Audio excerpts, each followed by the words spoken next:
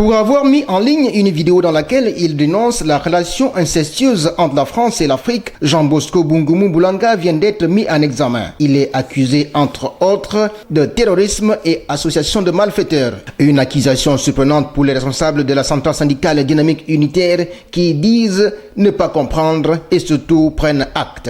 Écoutons le vice-président de DU, Roger Ondo Abesolo. Nous sortons directement du palais de justice, donc du parquet de la République, où notre secrétaire général adjoint Jean Bosco Bungumu Boulanga a été entendu pendant plus de 2 heures de temps.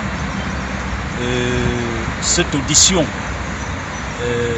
l'a conduit à la maison d'arrêt de Libreville, c'est-à-dire à la prison centrale de Libreville.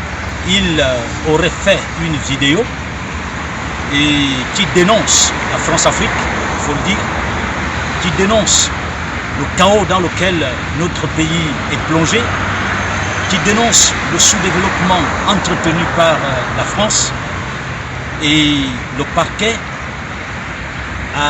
avec le juge d'instruction, ont jugé utile de le placer en détention à la maison d'arrêt de Libreville.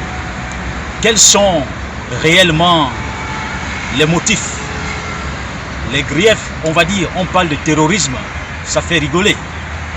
On parle de terrorisme, on accuse notre camarade de terrorisme. On l'accuse d'être dans une association de malfaiteurs avec qui on n'en sait pas trop.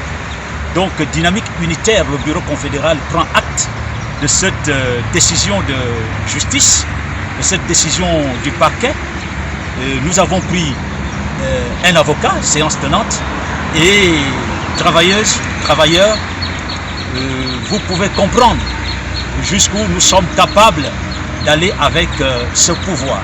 Syndicalisme au Gabon semble être assimilé à de l'activisme, comme à comprendre que dans un pays dit démocratique et où la liberté d'expression est garantie par la Constitution, les partenaires sociaux sont souvent humiliés sans ménagement.